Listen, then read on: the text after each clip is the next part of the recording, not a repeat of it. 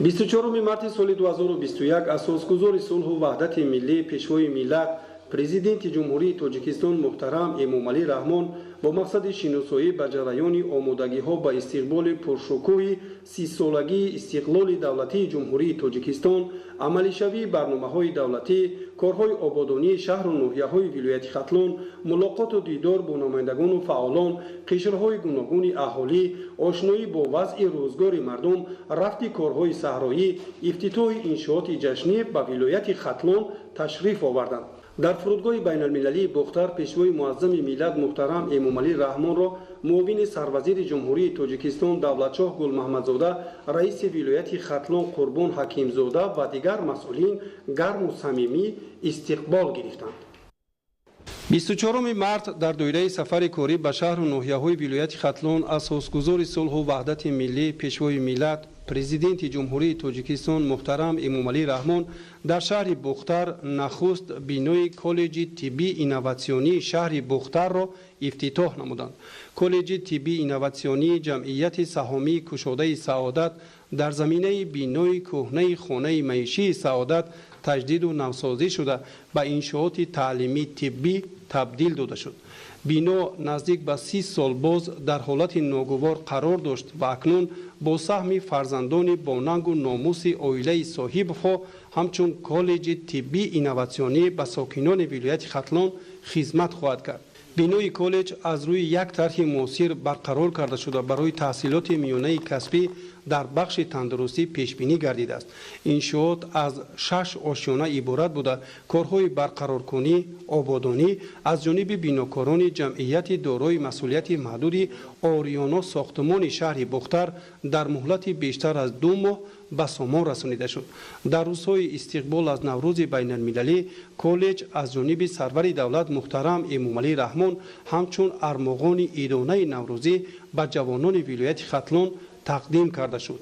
мо ҷавонони даврони соҳибистиқлолии кишвар аз сиёсати пешгирифтаи асосгузори сулҳу ваҳдати миллӣ пешвои миллат президенти ҷумҳурии Тоҷикистон изҳори сипосу миннатдорӣ баён менамоем, зеро барои мо насли ояндасоз тамоми шароити созгор ва зиндагии шоистаро фароҳам оварда имрӯз дар як фазои орому осоишта фаъолият дорем.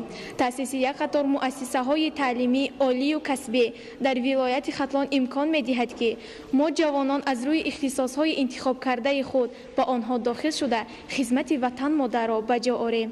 ифтитоҳи коллеҷи тиббии хусусии шаҳри Бухтар аз иқдоми навбатии пешвои миллат мебошад ки дар доираи тантанаҳои ҷашни Наврӯзи байналмилалӣ ва 30-солагии истиқлолияти давлатии ҷумҳурии Тоҷикистон бо иштироки бевоситаи пешвои маҳбуби миллат мавриди истифода қарор дорад.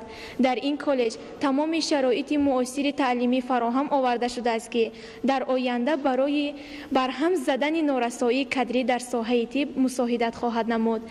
аз номи тамоми ҷавонони вилояти Хатлон ба пешвои муаззами миллат барои дастгирию кӯмакҳои ҳамешагиашон изҳори миннатдорӣ бепоён баён менамоям. зимни шиносоӣ аз шароити таълимии коллеҷи тиббии инноватсионӣ пешвои миллат муҳтарам Эмомалӣ Раҳмон ба раванди корҳои ободонӣ ва сифати амалҳои анҷомёфта баҳои баланд дода масъулинро ҷиҳати тайёр намудани мутахассисони соҳибтаҷриба ва дорои тахассуси баланд вазифадор намуданд. президенти мамлакат барои чунин ҳиссагузорӣ дар беҳдошти сиҳатии омма ва татбиқи амалии нақшачорабиниҳо ба истиқболи 30-солагии истиқлоли давлатии ҷумҳурии Тоҷикистон ба оилаи соҳибҳо изҳори сипосу миннатдорӣ намуданд.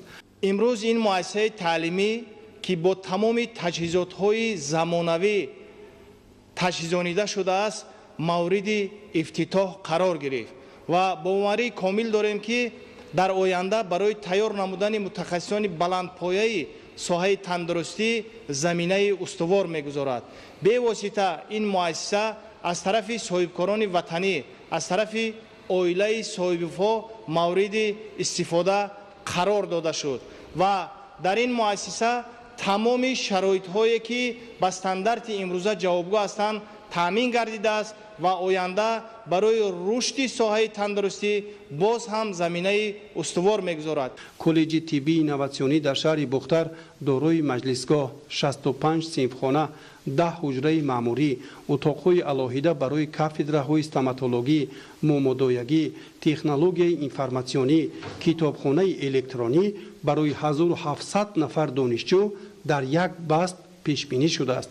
коллеҷ аз рӯи 6 ихтисоси миёнаи тиббӣ аз ҷумла кори ҳамширагӣ, табобати дандон, фармасевтӣ, момодоягӣ, табобати умумӣ ва тиббию ташхисӣ мутахассисони сатҳи баландро омода мекунад. қабули довталабон ва кори мунтаззами коллеҷи тиббӣ аз моҳи июни соли 2021 оғоз гардида таҳсилот тариқи шартномавӣ сурат мегирад.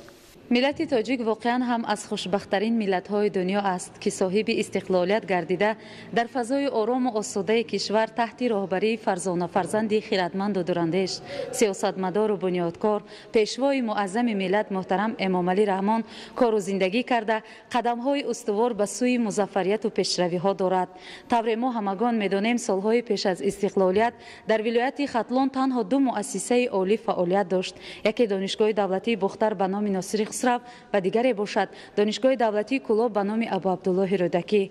маҳз бо шарофати сиёсати маорифпарваронаи пешвои муаззами миллат аллакай дар вилояти Хатлон 6 муассисаи олӣ, 25 коллеҷҳо ва 18 литсейҳои касбӣ фаъолият менамоянд, ки барои омода кардани кадрҳои ихтисосманд ба бозори меҳнат рақобатпазир машғуланд. истиқлолият чун рамзи бедории миллат ва ободонию созандагӣ дар таҳкими давлатдории мо ба рушди соҳаҳои гуногун аз ҷумла маориф такони ҷиддӣ бахшид.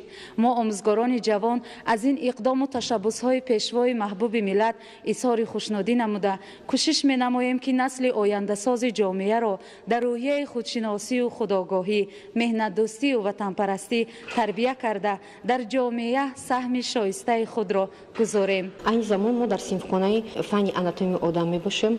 дар ин синфхона бо тамоми таҷҳизотҳои лозима муҷаҳҳазонида шудааст, ба монанди баннерҳо, мулашҳо ва инчунин бо технологияи муосир таъмин карда шудааст. ин синфхона ба монанди ҳамин тахтаи электронӣ аслан барои он лозим аст, ки дар инҷа дарсҳои амалӣ гузаронида мешавад, аммо дарсҳои аудиторӣ дар синфхонаҳо дар ошёнаи дуюм ва сеюм гузаронида мешаванд. ба президенти мамлакат иттилоъ доданд, ки барои омода кардани мутахассисони ҷавобгӯ ба меъёрҳои муосиртарин фазои илмомӯзӣ, озмоишгоҳҳои амалӣ, синфхонаи анатомия, маркази омӯзиши малакаҳои амалӣ фароҳам ва ҷиҳозонида шудааст. синфхонаи технологияи информатсионӣ ва дигар утоқҳои дарсомӯзӣ бо таҷҳизоту дастгоҳҳои пешрафтаи техникаи ҷаҳонӣ таъмин карда шуда, дар китобхонаи коллеҷ миқдори зиёди адабиёти таълимӣ, тахассусӣ, бадиӣ, илмӣ ва сиёсӣ таъмин гардидааст. дастур дода шуд, ки ҳама синфхонаҳои компютерӣ ба шабакаи интернет пайваст карда шуда, китобхонаи электронӣ ҳам таъсис дода шавад. беҳдошти соҳаи тандурустӣ ва солимии ҳамешагии ҷомеа аз самтҳои афзалиятноки сиёсати иҷтимоии давлату ҳукумат маҳсуб меёбад. аз ин рӯ президенти мамлакат муҳтарам Эмомалӣ Раҳмон дастур доданд, ки беҳтарин омӯзгорон ва табибони таҷрибадор ба донишҷӯён ҳамрадиф ба меъёрҳои байналмилалӣ дарс гӯянд ва омӯзиши забонҳои русиву англисиро ба роҳ монанд. ифтихорманд аз онем, ки дар доираи сафари кории пешвои миллат ба шаҳри Бохтар дар баробари ифтитоҳи як қатор иншоотҳои таъиноташон гуногун бинои муосири коллеҷи тиббии инноватсионӣ мавриди истифода қарор гирифт. воқеан ҳам барои мо ҷавонон тӯҳфаи арзишманд мебошад, зеро мо ба дигар минтақаҳои кишвар нарафта таҳсили худро дар коллеҷи мазкур идома медиҳем. соли 2021 барои мо ҷавонон воқеан ҳам соли таърихӣ ва фаромӯшнашаванда нест, зеро таҷлили бузургтарин ҷашн сисолагии истиқлолиятро дар оғӯши кишвари ваҳдатофар истиқбол гирифта пуштибонӣ аз арзишҳои миллию давлатдорӣ менамоем. мо ҷавонони саодатманди вилояти Хатлон хушнуду сарфарозем, ки дар тамоми ҷабҳаҳо пешравиҳо ба амал омада истодааст, ки ин ҳама аз таваҷҷӯҳ ва сиёсати оқилонаю дурандешонаи пешвои маҳбуби миллат сарчашма мегирад. ҳадафҳои бунёдкорона ва созандаи ҷаноби олӣ мо ҷавононро водор менамояд ки ба қадри ҳар як ваҷаб замин ва обу хоки тоҷикистони азиз бирасем ва баҳри боз ҳам гулшукуфонии он аз ҷону дил хизмат намоем. ман ҳамчун як ҷавон изҳору сипоси миннатдории худро ба президенти ҷумҳурии тоҷикистон пешвои муаззами миллат мерасонам. барои фароҳам сохтани чунин шароити муносиб баён менамоям ва мо ҷавонон тамоми нерӯи худро барои пешрафти кишвар сарф хоҳем намуд. толори маҷлисии коллеҷ хеле зебову барҳаво буда барои 140 ҷойи нишаст пешбинӣ гардидааст. дар маҷлисгоҳ ва ё толори лексионӣ тахтаи электронӣ ва дигар васоили таълимии электронӣ таъмин карда шудааст ки донишҷӯён имкон доранд аз ҳама намуд аёнияти пешрафтаи тибби ҷаҳон бо истифода аз чунин технологияи муосир бархурдор гарданд. ишора карда шуд ки сифати таҳсилот бояд ба меъёрҳои стандарти ҷаҳонӣ мутобиқ карда шавад. зимни суҳбати самимии сарвари давлат муҳтарам эмомалӣ раҳмон таъкид карданд ки ҳифзи саломатии аҳолӣ ҳамчун боигарии давлат ҳамвора таҳти таваҷҷӯҳ қарор дорад. аз ҳамин хотир бунёди чунин коллеҷи тиббии муосирро дар маркази вилоят аз бисёр ҷиҳат манфиатбахш ва саривақтӣ арзёбӣ карданд. сарвари давлат муҳтарам эмомалӣ раҳмон ба масъулин супориш доданд ки барои донишҷӯён хобгоҳи замонавӣ, бинои иловагии таълимӣ, ошхона, 2 маркази фурӯши анвои ғизоӣ ва васоили таълимӣ ташкил намоянд.